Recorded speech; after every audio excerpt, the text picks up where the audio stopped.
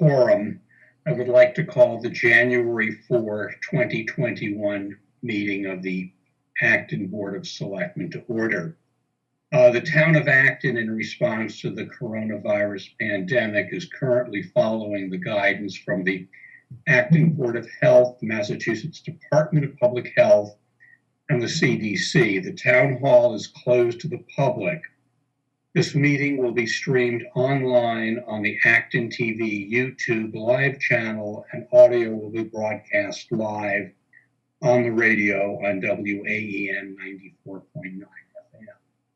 To participate remotely from a computer, use the link to join the public meeting, actonma.gov/meeting/BOS, or from telephone dial 646-876-9923 and enter webinar ID 503-918-785. Telephone users may dial *9 to request to speak. Computer and app users may use the raise the hand feature to request to speak. The first item in regular business is citizen concerns, and I have a personal statement I'd like to make to start citizen concerns off by way of an announcement. I wish to announce my candidacy for re-election to the Board of Selectmen in the March 30 town election. My nominating papers have been certified. The past 3 years have been challenging and very worthwhile. My first vote as a selectman on April 9, 2018 was my most important. That was offering the town manager's position to John Mangiarotti. John has continued the steady leadership of his two long-serving predecessors and brought the energy and foresight of the next generation. I have enjoyed working with the 4 men and 3 women who have been my colleagues on the board in my first term. Together, we adopted a sustainability policy for the town and authorized the hiring of a full-time sustainability director. We created a diversity, equity, inclusivity commission and achieved the 10% 40B affordable housing threshold. Personally, I take satisfaction in my leadership role in the outreach efforts to secure town meeting funding in 2019 and 2020 for the Kelly's Corner infrastructure project, the North Acton Fire Station in 2019, and the Small Business Grant Program in 2020. Every year brings a new challenge for the board, and in 2020 it was the COVID-19 pandemic, which has disrupted life as usual here in Acton and everywhere else in the world. If re-elected to a second term, I will continue working with my colleagues and the town manager to inform and reassure the public and guide the town through what we all hope will be gradually improving circumstances.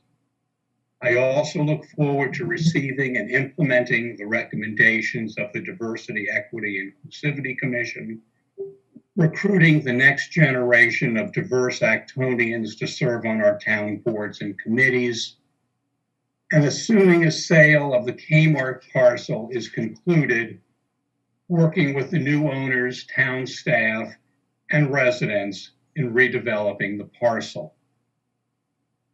A few final thoughts on the topic of race, diversity, and inclusion in Acton. For there to be progress on the sensitive and complex issue of race, we need to listen to and consider the opinions and perspectives of everyone, regardless of race or ethnicity.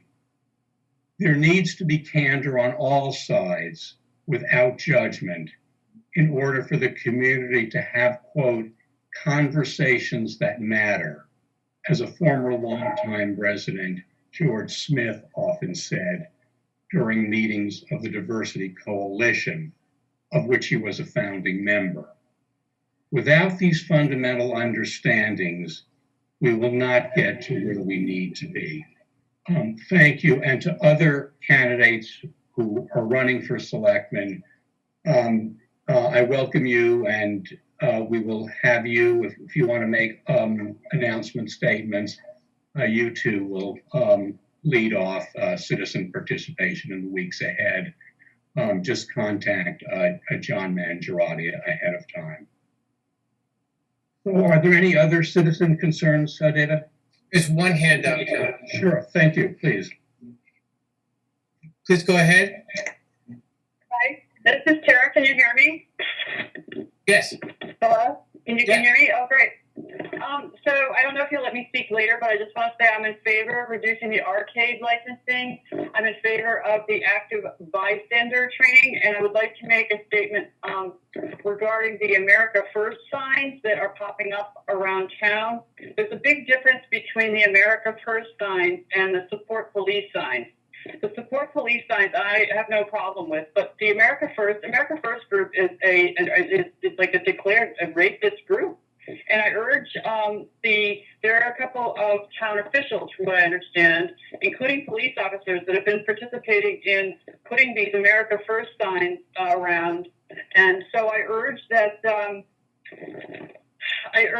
the officials take a step back and not get involved in placing signs where they don't know where. I urge the Board of Selectmen to have better control over what officials are doing regarding these signs, especially politically oriented signs. One thing to say that you support the police, that's one thing. I don't see that as a political sign.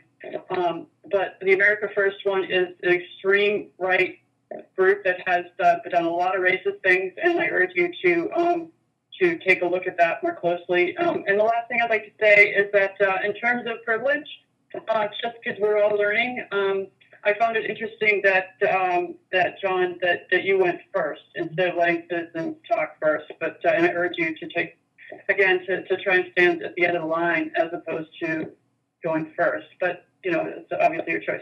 Anyway, thank you for letting me speak, and enjoy the day. Thanks. Is there anyone else? No, John, that's it. Okay. So for Chair's update, due to the Martin Luther King observance on January 18, our next regularly scheduled select board meeting will be moved a week back to January 25th. I'd also like to note there will be a virtual program that evening at 7 p.m. on Dr. King at Temple Beth Elohim at 7 p.m. and people may register for that. Over the weekend, the end of 2020, the third quarter tax bills for FY21 came up and caused a lot of citizen comment on public on social media, and I have some comments on the bill. There were concerns that there were dramatic increases to the individual bills, and this was the first bill to reflect the 3 debt exclusion overrides that were passed a year ago. That would be for the Twin School, the North Acton Fire Station, and the Minuteman Regional Technical Vocational School. We had estimated, I believe at the time, that the 3 in the aggregate would be about $450 for the average single-family home. And if your houses are more than that, it would be more. The full $450 wasn't baked into this bill. The bill also reflects the increase in the tax rate, and then the variable that doesn't affect everyone's bill would be the revaluations, which occur to an individual home every 5 years, and they're spaced out over a period of years. So it touches everyone, not at the same time. And then there are interim adjustments. So you may have seen situations where your house was revalued and they're supposed to be at fair market value. You took a bigger leap than somebody whose house wasn't revalued. So it does catch up over time.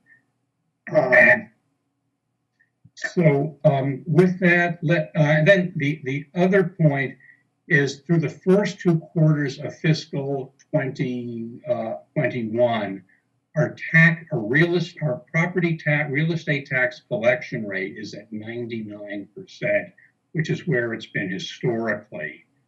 It's usually like 99.2, and it catches up to that as the as the year goes on. So that's really good. And keep in mind that real estate tax revenue, that's both residential and commercial, accounts for 92% of the town's revenue. So that's it for me. John, manager's update, please.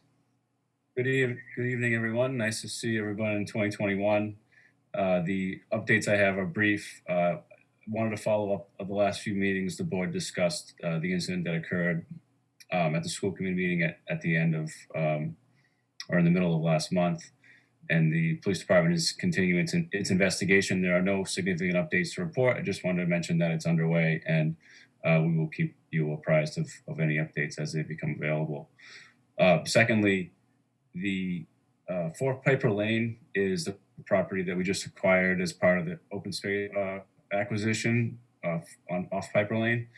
The board asked me a few weeks ago, or maybe months, to do an RFP to see if someone wants to take that building rather than just demolish it with a bulldozer. So we're just about ready to put that out in the street.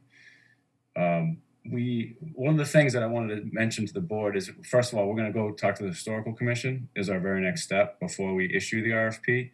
But just to get a sense from all of you, if anyone has any comments, we have it right now is that we'd like someone to come and just pick it up and take it somewhere and reuse it. But it's likely that some people may want to reuse just parts of it, or some not necessarily scrapping it, but using it in a historically friendly way. Does anyone have a preference? Does anyone have a preference about that? And do you want to see the building retained, or you just want to see it not wasted? Comments? Dean? Well, I think, the strong preference obviously is to have somebody take the entire thing, so that, they can benefit from it. And also it reduces the town's cost of disposal of it. As a fallback, though, I don't have a problem with somebody coming in and taking pieces of it that might be worthwhile, and then we end up scrapping the rest. From my discussions with the Historical Commission in the past, I think a lot of the interior features that had any kind of historical significance were removed some years ago when the building was extensively renovated. But there might be some framing there that could be worthwhile. So whatever we can do to lower the burden for the taxpayers of getting rid of the rest of it, I'm fine with that. And so we have more RFPs to talk about later in the meeting, so I can save the rest of it for that. And just another plug for the video tour that we posted on the town website. It's shown below the fold. If you go to our webpage, go below the fold and see there's a nice little video tour that highlights some great things about Acton, its businesses, its communities, its nonprofits. And there's also several local businesses that are putting their information on the same page. So it's a nice resource for people that don't live in town, that want to learn about town, and it's a nice resource for people that like to just enjoy what's so great about this community. So just another plug for that. Thank you. Okay, John. Member minute, Jim? Oh, well, let's see. Well, Happy New Year, everyone. Let's see, I guess a couple of little things. Looking back at the climate emergency resolution that was passed at the September town meeting, part of that called explicitly for state and federal support, because we won't be able to have the kind of climate goals, we won't be able to reach the kind of climate goals we need to without a lot of support from the state and federal government. So I was really glad to see that in the federal, in the stimulus bill, the COVID-19 bill, the big bill that just passed from the previous Congress, there was a lot of really significant energy legislation in there. So for those who would like to know how that might impact us, I encourage you to read about it or give me a call. The other thing is on the state level, the governor just recently announced a bunch of very positive climate steps, including the no longer selling fossil fueled cars starting in 2035, which is a wonderfully bold move. And the state legislatures just passed a real landmark climate bill that puts binding levels of reductions for every 5 years. And it's now sitting on the governor's desk. So those of you that would like to see that passed, encourage you to call or write to the governor. I think that's it. Okay, Joan? What's that? David? Nothing from me, John. Okay, Dean? The only update I've got is, well, there's two. One, I'm starting to work, I'll be contacting the tree warden and start to work on the updating of the Selectmen's policy on removal of public shade trees. I don't think it'll get done in time, but it would be close to getting it changed at its 30th anniversary. It was first written in 1991, so probably 30 years and counting before that gets changed. But I'll be bringing that back to the board, hopefully within a couple of months, so we can get that updated. There's been a lot of changes, a lot of philosophical changes in the tree industry, which we can incorporate into the new regulations. Secondly, we start our public hearings tomorrow night on community preservation. We've got about $2.7 million in requests and about $1.7 million to spend. So there's going to be some hard decisions are going to have to be made in the near future. So it should be an interesting couple of months for that. That's all I've got. Okay. So we're back to, on the regular agenda, the new special business item 3 is a public hearing. The Board of Selectmen will hold a public hearing on January 4, 2021 at 7:10 p.m. remotely by video conference and call-in on the proposed amendment to the traffic rules and orders by adding the following new stop sign locations: Liberty Street at Stowe Street, Martin Street, both approaches at Stowe Street, Stowe Street eastbound at Liberty Street, Stowe Street westbound at Martin Street. Due to the continued closure of Town Hall to the public, the hearing will be held online via Zoom. Login instructions for computers/laptops can be found here. From a computer, please click on the link to join the public meeting, actonma.gov/meeting/BOS, or from a telephone dial 646-876-9923 and enter webinar ID 503-918-785. Telephone users may dial *9 to request to speak after joining the meeting. Computer and app users may use the quote raise hand feature to request to speak. So, John, will you be making the presentation? Yes, thank you. Director Corey York is here with us tonight. This is something that he works on in collaboration with the police department and also the Transportation Advisory Committee for any input that we get from the community about needs that are out there for changes how rules of the streets operate. In particular, we've gotten a lot of feedback in the last year about the Stowe Street one. Corey, can you walk us through sort of what's being proposed here tonight and why? Sure. Good evening. Yeah, so what John mentioned, we're always looking at different intersections, roadway improvements and that. And as a lot of you have probably been through this intersection, it's kind of a unique 5-leg intersection. So we've gotten requests in the past to look at it for a multi-way stop. So in the manual for uniform traffic control devices, there's an analysis that you do with an engineering study looking at different sort of thresholds to see if it meets the criteria. So some of the criteria be related to if it was, say, it met the warrants for a traffic signal. This could be an interim measure, having every approach being a stop sign. There's also, you can analyze crash data to see if it meets that threshold, and then traffic volume data. And this particular section, in doing the analysis, it did not meet the triggers for any of those thresholds, but what it did meet as part of the engineering study is just the unique geometric layout.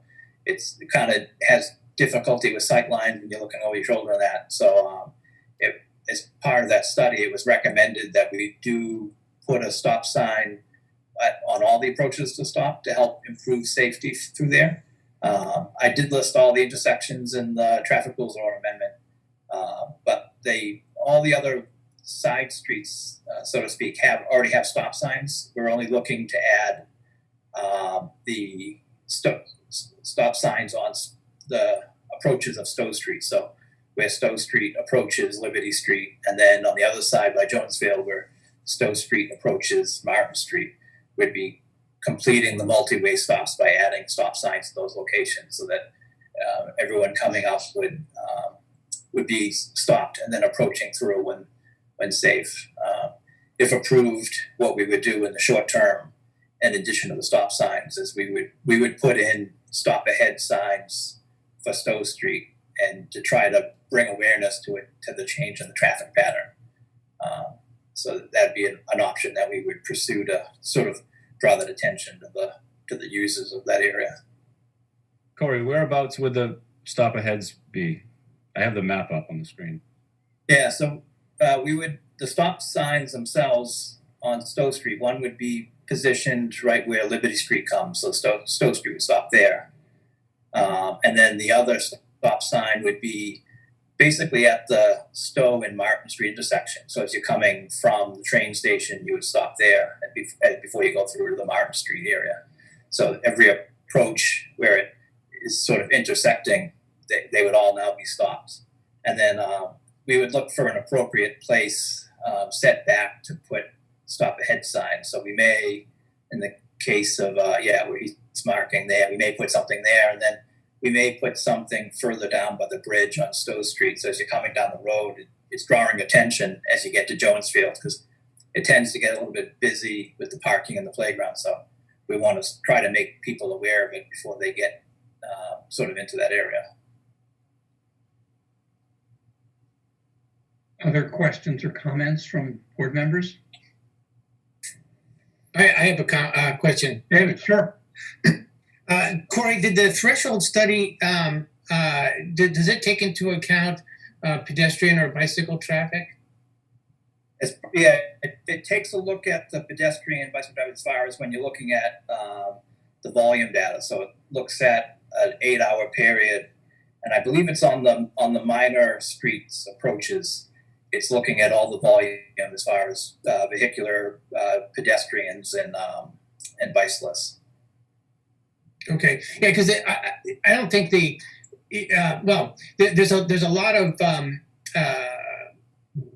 bicycle traffic through this intersection, and when we're not in a pandemic, there's some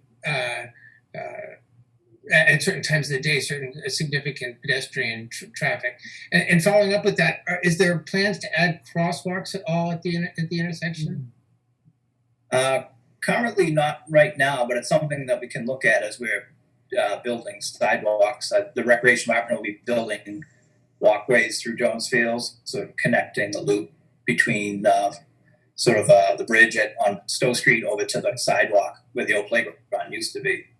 That's something we can look at, but it's not part of this project, right?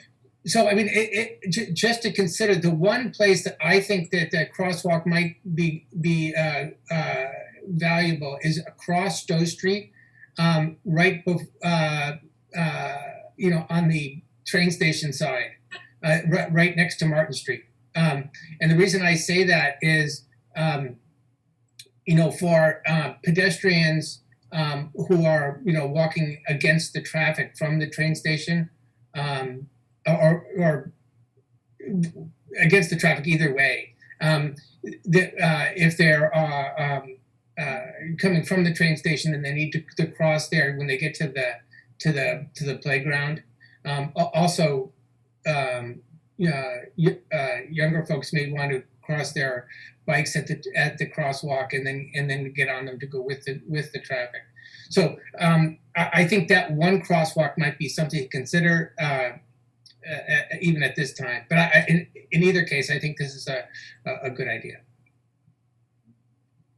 Yeah, we can take a look at when recreation is working on their walkways as far as placement, and we'll look at that. Are there any further comments from board members or Jim? Yeah, so if I'm coming from Stowe on Stowe Street, am I stopping where Liberty Street comes in, or am I stopping a few yards later where, where Martin Street comes in? We're proposing to have you stop where Liberty Street is so that you approach there, and then you can check this. Yes. Okay, so if I'm on Martin Street, the cars might be just sort of coming through that intersection from either Liberty or Stowe, because they will have stopped back at that intersection, and then we'll be proceeding. So it's not like a four-way intersection. Well, I mean a four-way stop, which is okay. I just want to make sure I understood that. Yeah, we're treating it as a full 5-way, so that we have Okay. Stowe Street stopping back there as you're coming from Stowe at Liberty, and then the other is if you're coming from the train station, you would stop at Martin when you first Right. sort of approach that section area. I guess my concern is that, which I'm sure you can address, is if one car is stopping on Stowe Street, right where Liberty Street is, and then proceeds, someone coming from Martin Street might expect that cars would be stopped, but a car could be, coming right through. If I could just make a comment. Right. So I go through here all the time, and so because I live just on the other side of Main Street from this, but first of all, the sight line from Stowe Street to Martin is you can see each other, right? Okay. Right, and secondly, an extremely high percentage of people coming south on Martin Street turn right. Oh, yeah. Because all you can do, except for go to the train station Right. and the houses that are on that part of Stowe Street, is go in a loop back Maple and come out again. Right, so you can't go any place that way, and so no one does. So a really high percentage of people coming that way on Martin Street turn right, which don't interfere with the people going northeast on Stowe. Got it. Thank you, David. That's very reassuring. Any other comments or questions from board members? Are there any comments or questions from the public? Well, hold on. There's one hand up. Sure. Claire Siska, please go ahead. Hi, can you hear me? Yes. Sure. This is Claire Siska. I live on Stowe Street between Martin Street and Maple, where the playground is. I think I probably speak for the entire neighborhood of the Martin, Maple, Stowe area that we definitely endorse this. We've been asking for those stop signs for quite some time. I don't know, Corey, when your traffic studies were done, if they were done, pre-COVID or in the last 9 months, but there's certainly been so many changes in the last 4 or 5 years in this neighborhood with the movement of the playground and the addition of the rail trail and the movement, the inbound entrance now down at Maple Street, that there's, we just see a lot more traffic, and we're really concerned particularly about what's going on at the playground. I was pleased to see that they put a fence around the playground, which I think was really helpful. But we certainly appreciate your putting this on your radar and trying to get it done. I will also say that speaking, the bicyclists, when the weather turns warm, they come in swarms. The bicycle groups, you'll see a pack of 30 bicyclists, and they go flying down that street. So it really is. I don't want anybody to get hurt. It's a safety issue. I hope you can get it done sooner rather than later. And I just, on behalf of the neighborhood, want to thank you for attending to this. Thank you, Claire.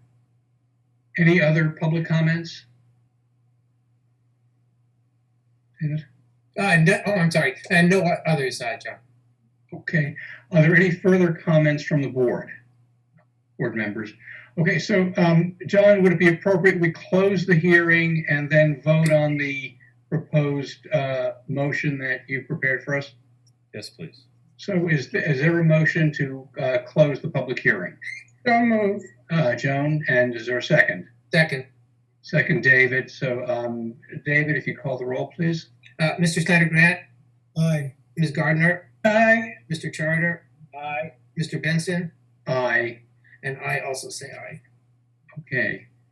So we have a motion prepared by John.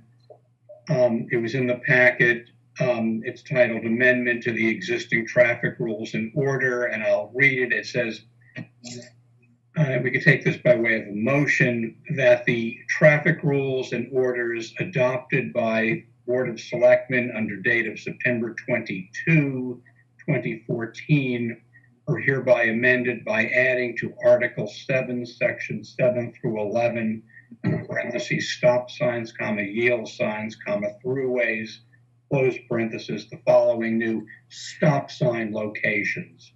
1, Liberty Street, direction northbound, location Stowe Street. Martin Street, direction both approaches, location Stowe Street. 3, Stowe Street, direction eastbound, location Liberty Street.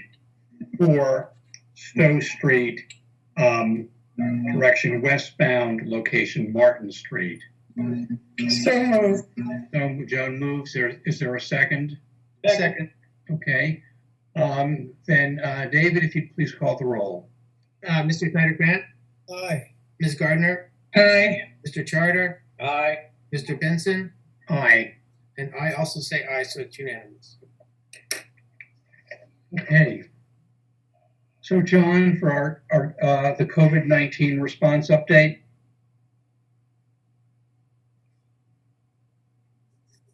Yes, thank you.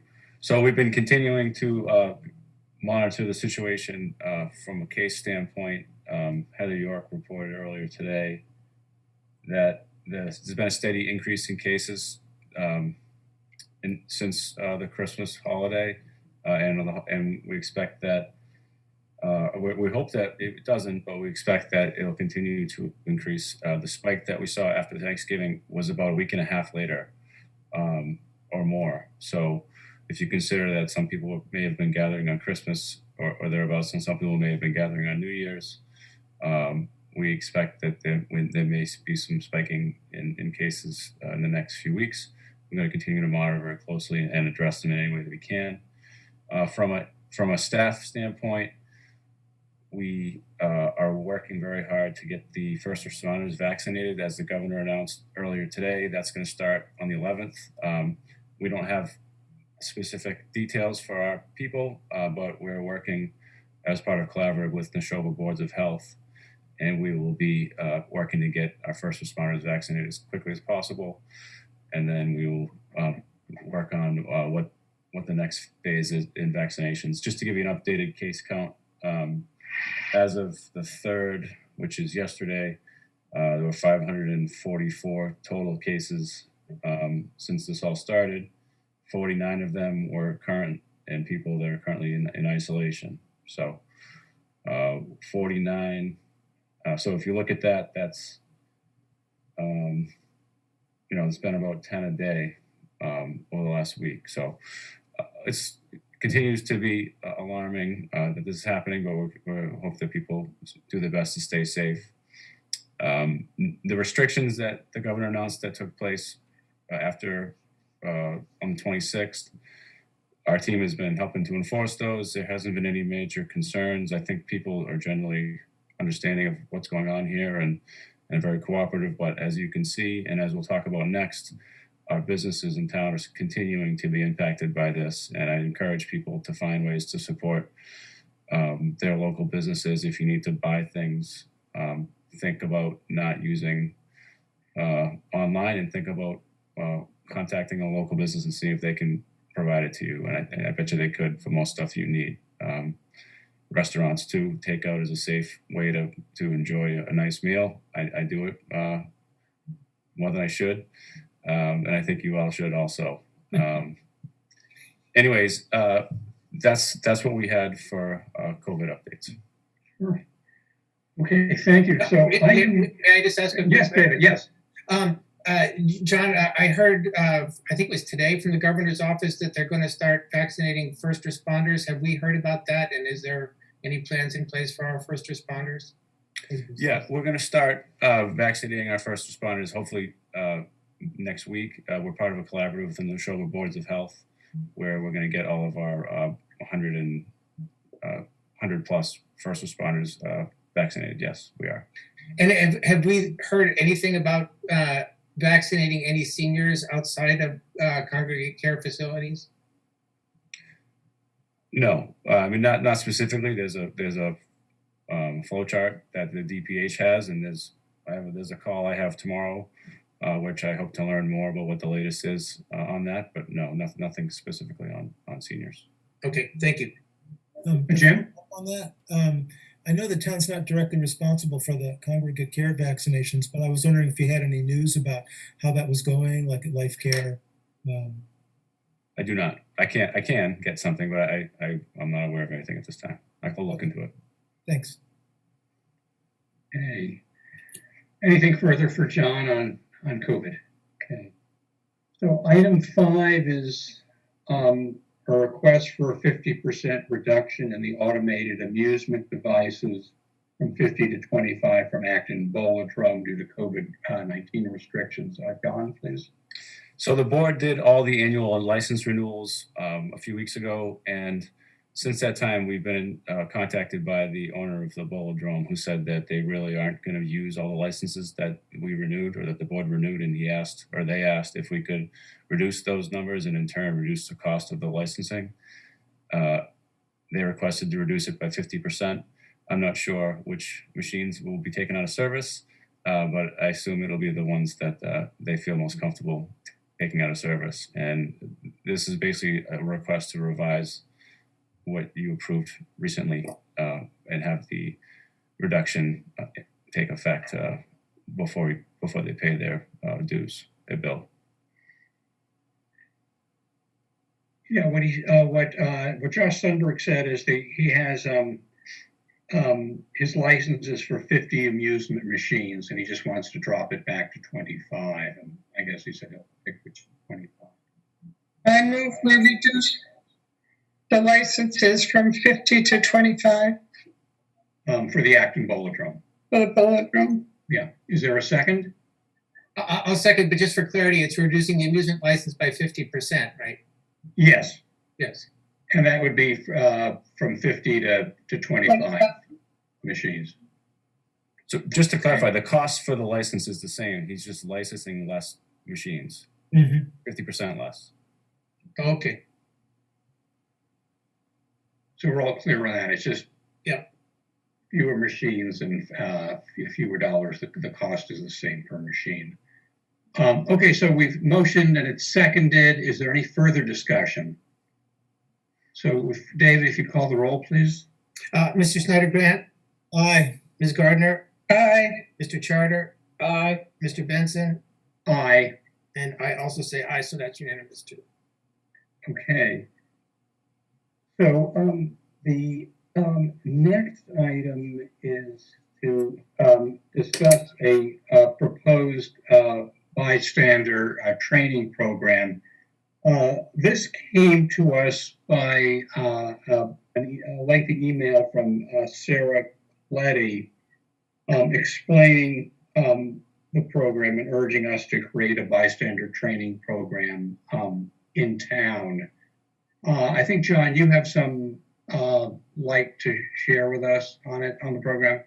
Well, we reached out to the organization and asked for more details on exactly if they had a contact and other information. And I'm not sure if we've gotten much of that, but I'm certainly interested to see who out there does this type of training. It's something that I would love to try to bring if the board's interested. internally and for board members. But in terms of what we're doing inside the organization, we have a working group that's been established for over a year now, and we do an annual training related to diversity. And this year we are working with a group called Community. I forget the name of the group, but they're a good group, and we're having them in February, and for a staff training. And it usually is something that will be something that we do a survey in advance, and they use the survey results to help create a productive and interactive workshop for staff. And something that I was going to mention is that we could also either invite board members to attend that, or we could see if they'll do a second session more geared toward, or more in the evening, more geared to people that volunteer on boards and committees, if that's something that you're interested in. I think we usually have about 100 plus attend the staff ones, and that's in person. Virtual, I don't know how that will go. So I guess I'm open to either way if the board's interested, but please let me know. And I did talk to David as chair of the diversity commission here, just to keep him in the loop on what we're doing internally. And I think it's something that we talked about would be a good idea to do with volunteer boards if we can. I just wanted to bring it here tonight for your input. No questions or comments, David? Yeah, I think that that we should definitely continue the training that we've done for several years now for staff. I would definitely like to see it expanded so board and committee members could also attend. I don't have a strong preference whether that's a separate session or the same session. Our board and committee members have to work with the public all the time. I think it's important that everyone understand that and be sensitive to issues of equity. So again, it doesn't matter to me whether it's separate or the same session, but I think it'd be great if we could offer it to volunteers. Adine? Yeah, the only question I have for the manager is, when we arrange this for our board and the other boards and committees, are we going to run into any issues with open meeting law violations? And, these things all have to be open to the public, or how do we work out the logistics around that? Well, excuse me, generally trainings are not subject to the OML rules, but I mean, the board or all boards would have to be careful not to delve into topics that are currently on their agendas, which may be a challenge, but we can sort that out if it's something the board wants to do. Okay, I just, we need to be sensitive to that, but other than that, certainly more training for as many people is a good idea. So for David? Ironically, I think so since these matters are not topics that our boards and committees cover, I don't think they're subject to OML things, except ironically for the Diversity and Equity and Inclusion Commission itself. These are definitely topics that the committee discusses, and I maybe we'd want to run that by town council to see what the issues would be. But I don't think there are issues. I mean, we shouldn't discuss specific permit approvals at these training sessions or anything like that. That would be very disruptive, yeah. Yes. Jim? Just a couple of thoughts about this.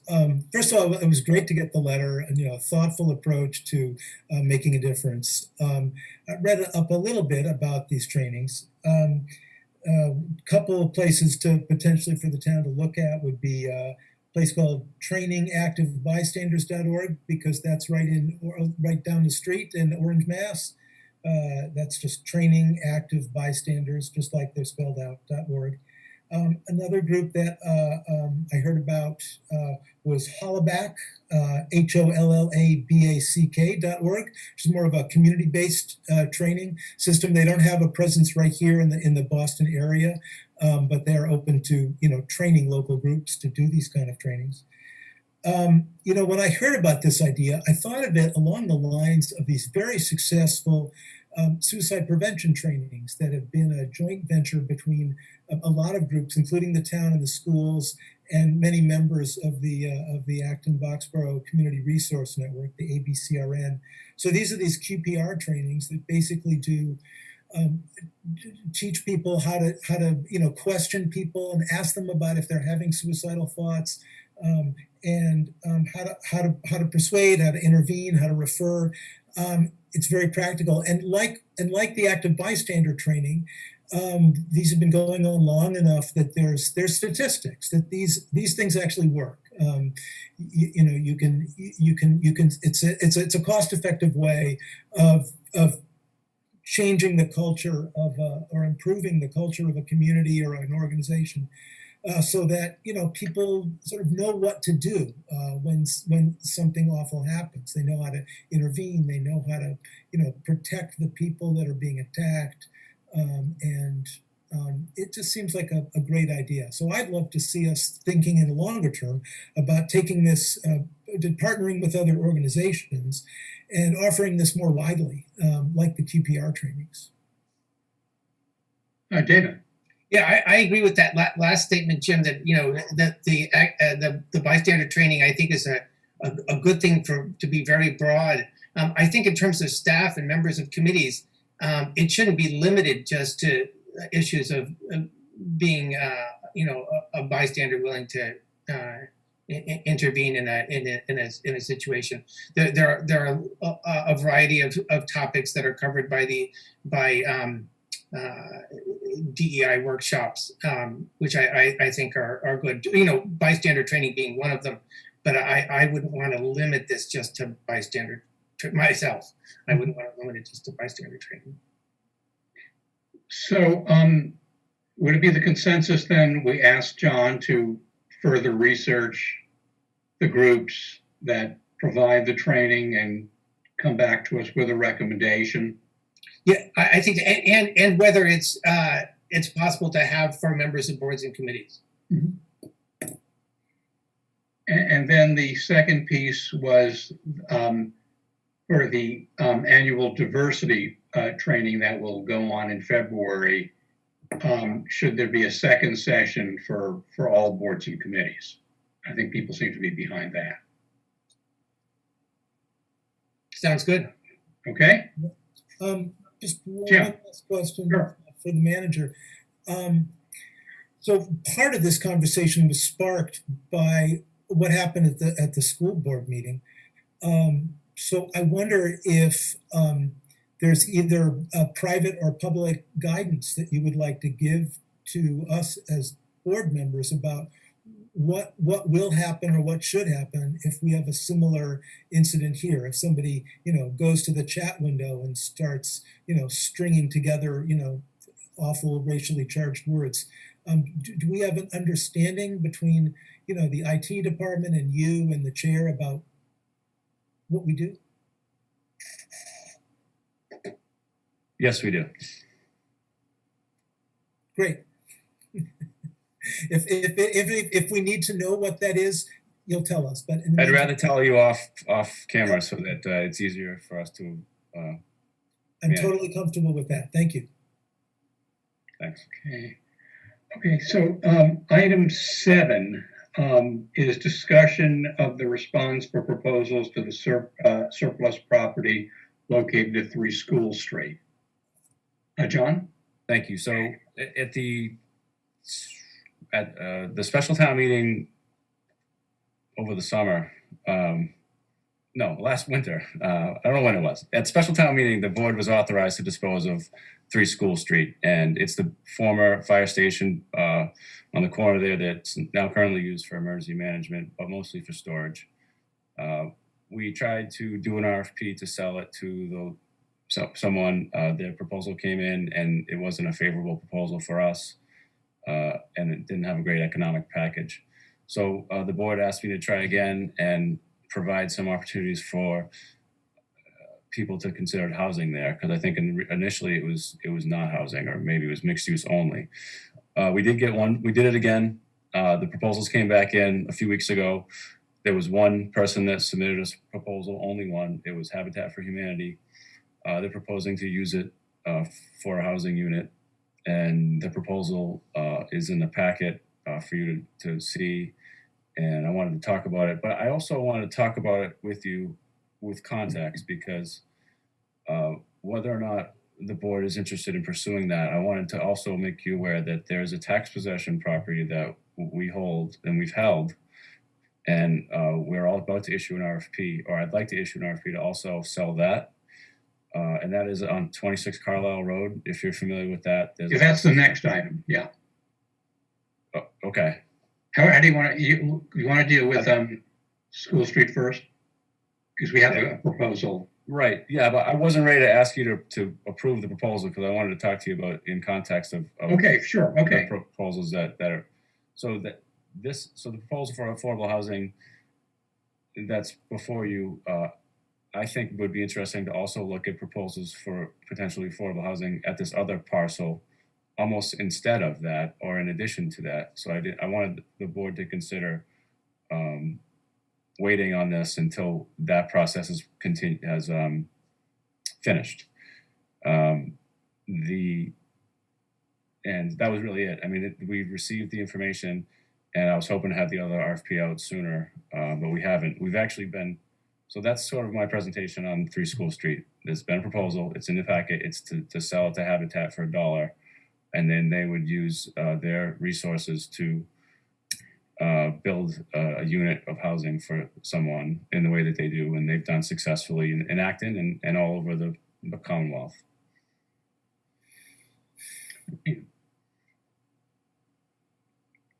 Yeah, I think that it's probably worthwhile to support the town manager in this, that we go a little bit slow on the School Street property, only because reading through the proposal from Habitat for Humanity, they proposed as part of their financing to go to CPC for funding.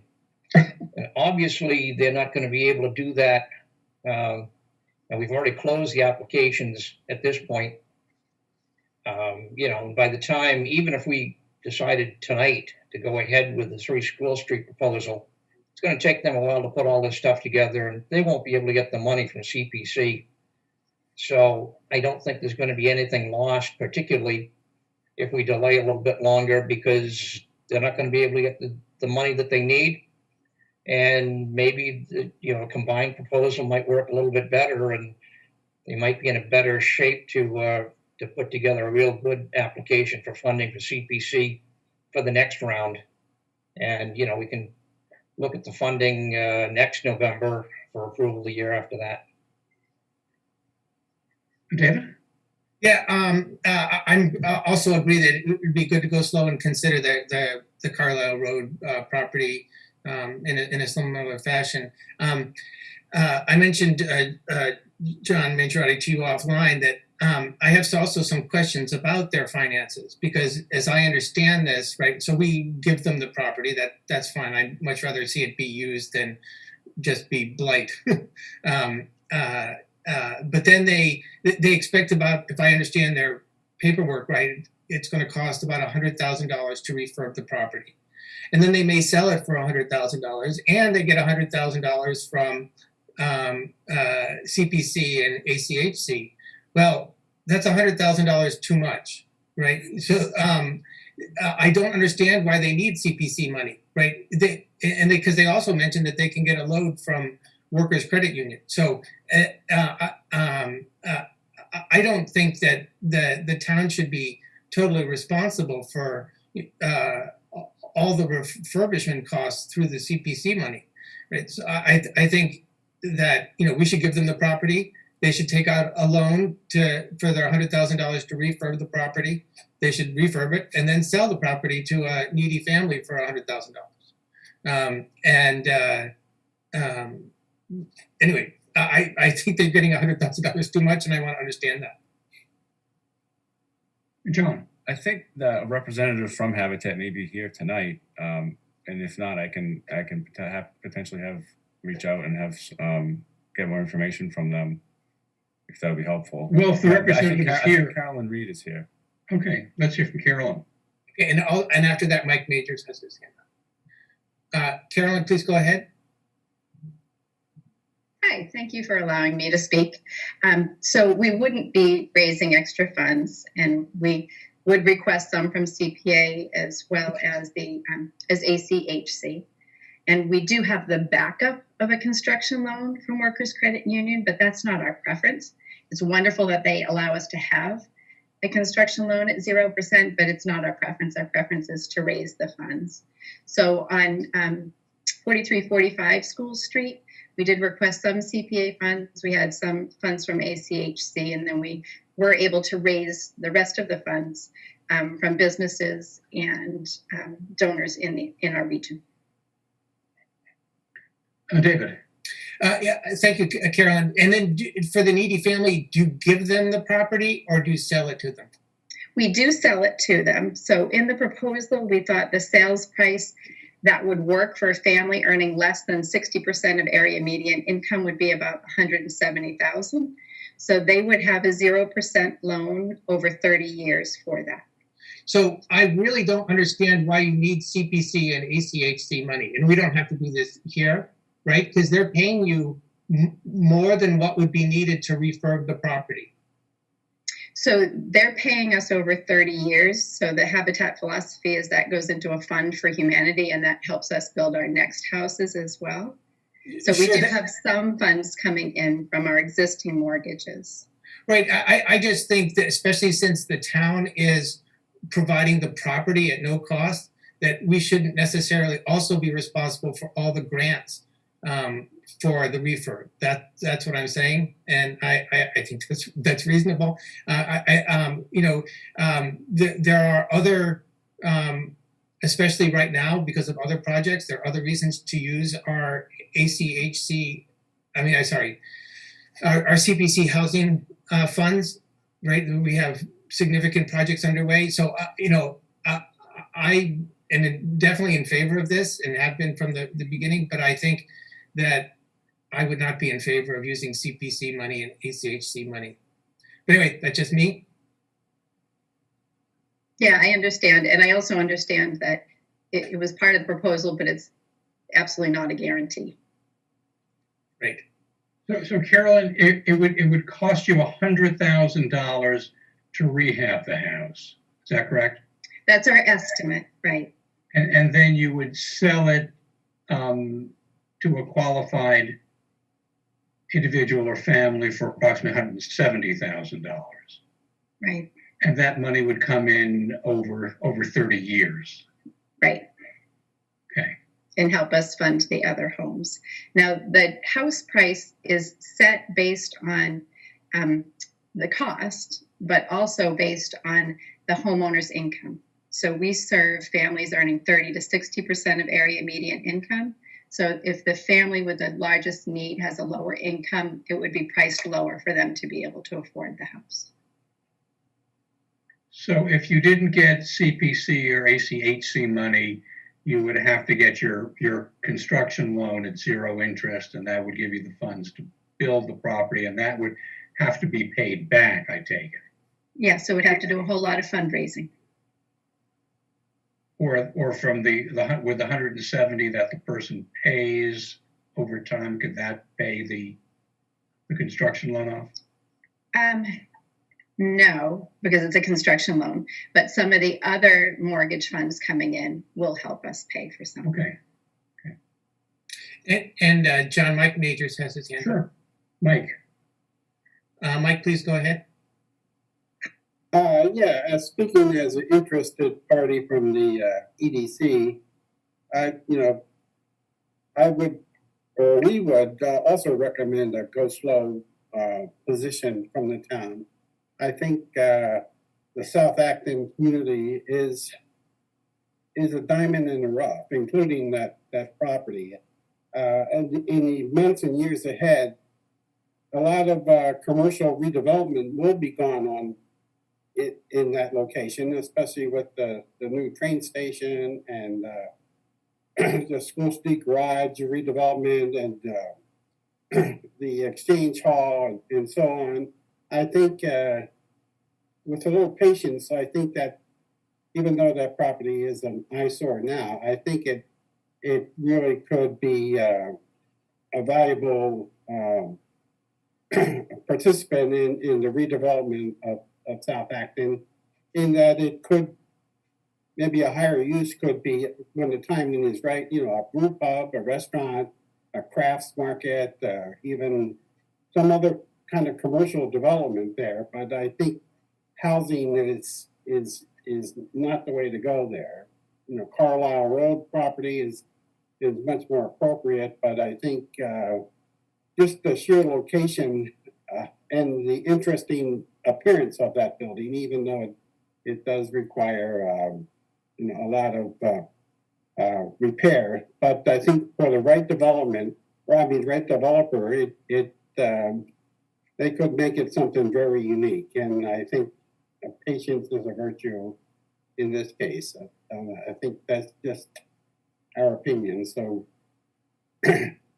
we would vote no for housing and just to go slow and make it part of the overall South Acton redevelopment plan.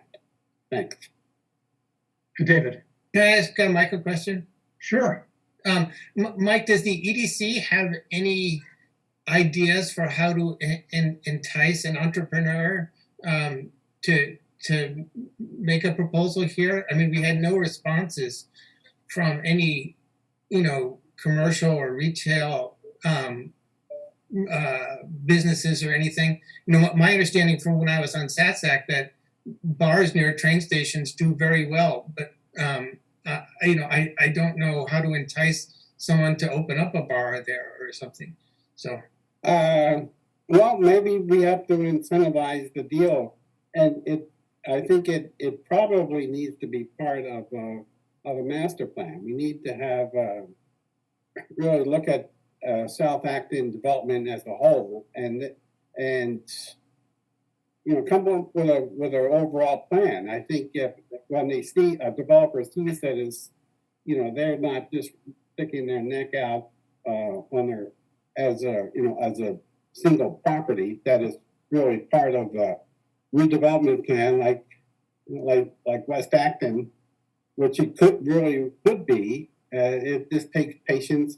We need maybe hire a master planner to come up with a vision of what South Acton could be. Just like I don't think you need all the energy like you put into Kelly's Corner, but nevertheless, I think you need someone with a vision that ties all those properties together, that is at the historical location, and just from a traffic point of view and a commercial point of view.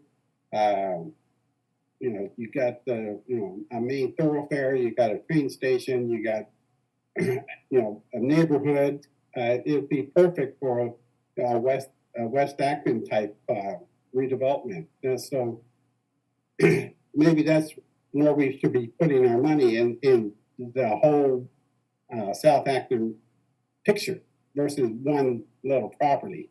And I think if we got rid of that property, even though it leaves a lot to be desired, I think we'd be all the worse for it.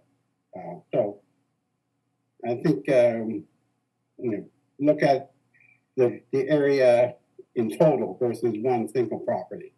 At least that's my opinion. Thank you, Mike. and then there's one other person, John, Sure. who I suspect is Alyssa Nickel, but that's not what the name says.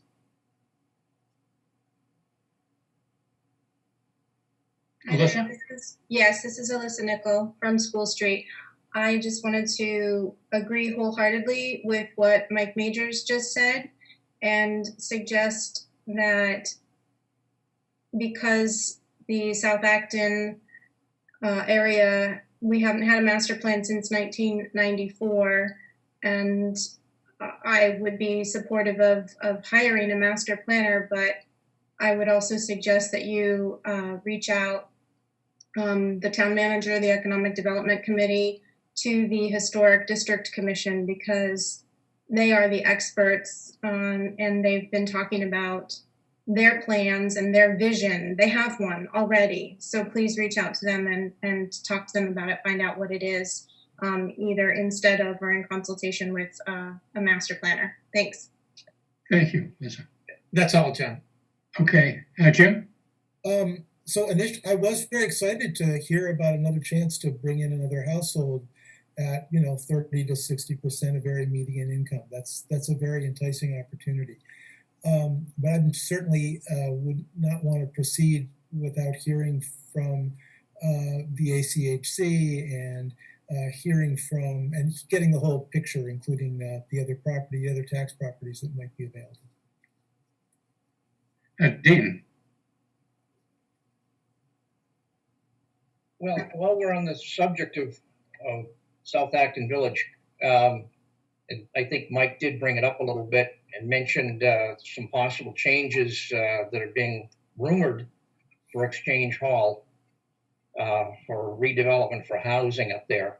And I think, I would hope the town manager and the planning staff would keep us up to date on that. The town does have some interest based on some CPC money that was dedicated to that building some years ago. So we should be, I would say, certainly very involved, if not an active participant in anything that's going to go on there, to make sure that the rights to that building that were purchased by the taxpayers are respected for any future development on that site. Just, it's another piece of the puzzle of South Acton. Okay. So, John, you're saying you have enough input from us on 3 School Street? Yes, thank you. And John, there's one other hand up now. Sure. Janet Adachi, please go ahead. Hi, Janet Adachi, Simon Hapgood Lane, and I'm also the chairman of the ACHC. I just wanted to note that the ACHC has really not had a chance to discuss the School Street project. We knew about it when the application first went in. And I was aware of the Carlisle Road opportunity. I don't know what's happening with that, but I would defer to the town manager's wishes to sort of see what happens with the other proposal and what kinds of proposals you get from that before we go forward. The ACHC is going to be meeting on Monday, and I will probably put this on the draft agenda for some discussion. But I'm fine with waiting until you've let the other request for proposal move forward. We're obviously supportive of creative opportunities to create affordable housing, but we're also not going to rush things if people want to let other things develop. So thank you. That's it. Are there any further citizen comments?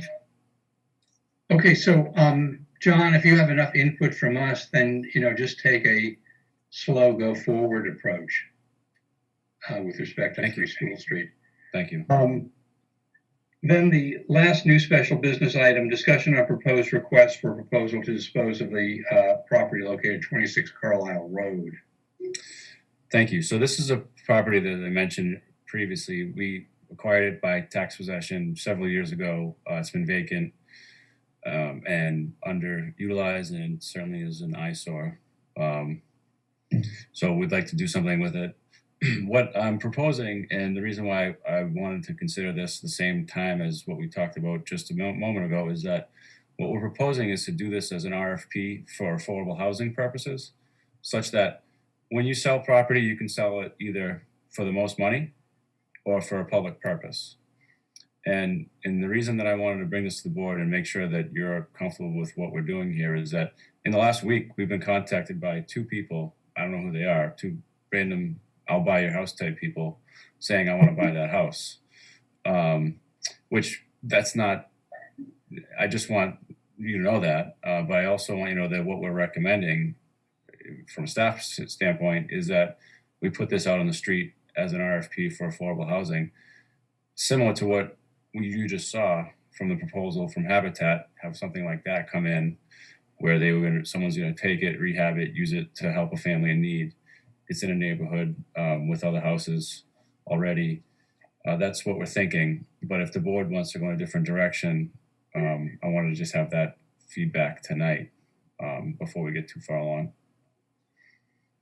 All right, board comments? Dean?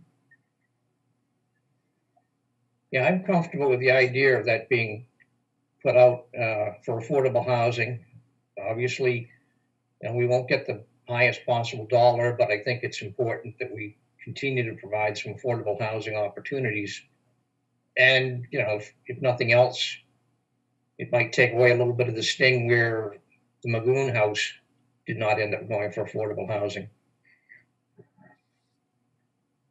David? Yeah, John Mangiarotti, do you know if the Carlisle Road property is the house on it is declined so much that it has to be torn down? It doesn't look like it's in very good shape from the outside.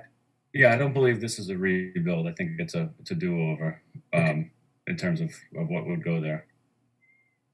And one thing that was a little bit unclear about the property in the last 5 or several years was whether or not it would support a septic system. But we did some work over the last year, and we believe that it would. So, Jim? Yeah, I'm happy with the notion of proceeding with affordable housing there. I just wanted to mention another idea in case it was, not totally ridiculous, which is that area is a total retail desert. If I live anywhere up there and I want to go get, a quart of milk, I have to drive all the way down 27. It's painful. I would happily pay a little bit more for the convenience of being able to get, some basic grocery stuff, closer to where I live if I lived up there. Now it could be that's totally out of the question. Might require, a spot zoning change. It might require that, somebody come in. There's no one that sees any, sensible business proposition there. But I just wanted to mention that just because it is such an area where, to do anything, you have to get in your car. It'd be nice if there was some place to walk to get the basics. Joan, do you? No, I drive by that very frequently, and I'd be glad to see the site improved. Yeah, I would just echo Dean's sentiments, and that, as we have these disposable properties, that we are mindful of affordable housing opportunities, particularly what Habitat does in the 30 to 60% range. And I think we really have to keep in front of us that in preserving the 8 acres on Gray Hill, we lost 7 affordable units. So would the consensus be to put it out as an RFP as an affordable housing opportunity? So thumbs up? Yeah, that's thumbs up, but I have one follow-up question. Sure. We're not obligated to take a proposal, are we? Right? No. They come back with a proposal and we can make a judgment on it. Right, just like what just happened with the previous discussion, if we decide not to accept Habitat's proposal for 3 School Street, we can just say, sorry, we don't accept that, and move on. And we could do the same thing in this process that we're about to be in, and the 4 Piper Lane process that we talked about at the very beginning of the meeting. The RFP gives the town the rights to make a decision at the end. Great, thank you. Thanks, Jim? I was wondering if the manager or anyone else could disabuse me of the notion that there's an opportunity here to have some local retail. Good. Dean could explain it all that. Let me disabuse you of that. I'm here to learn. I think, that particular piece of property is tiny. I think and that's one of the stumbling blocks. I don't think it even, if it was not already developed, I don't think it could even be a legal lot for residential purposes right now anyway. That's one thing. Secondly, obviously that whole neighborhood is residentially zoned, so you would end up having to rezone one small little piece of property and put in a a mini Cumberland Farms kind of store. It, you know, It's too small. certainly I agree with you that if you live on Marshall Path, it's a long walk to the nearest store.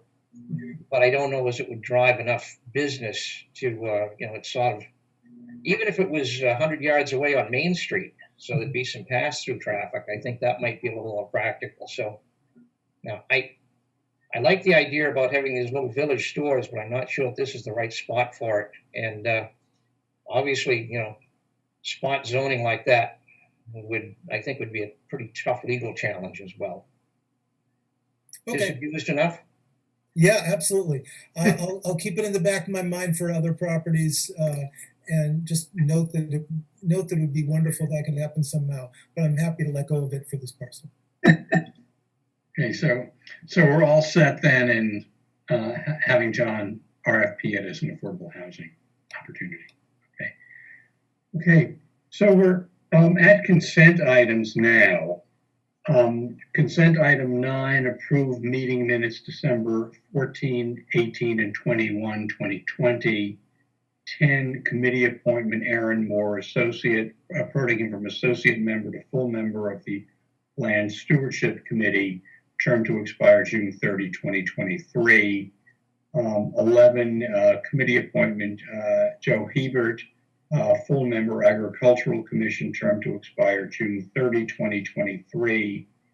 12, committee appointment Everett Kennerson, associate member Land Stewardship Committee, term to expire June 30, 2021. So do I have a motion to approve consent items 9 through 12 inclusive?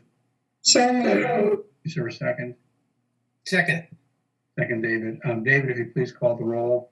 Mr. Snyder Grant, Aye. Ms. Gardner, Aye. Mr. Charter. You say aye? Yeah. Mr. Benson? Aye. And I also say aye, so that's unanimous. Okay, so that would conclude our agenda. We will meet again on Monday, January 25th at 7 p.m. All stay safe and be well. And do we have a motion to adjourn? So moved. Is there a Second. second? Second, David? And then if just David, just call the roll the last time this evening. Mr. Snyder Grant, Yes, let's go home. you are home. All right. Ms. Gardner, Aye. Mr. Charter, Aye. Mr. Benson, Aye. and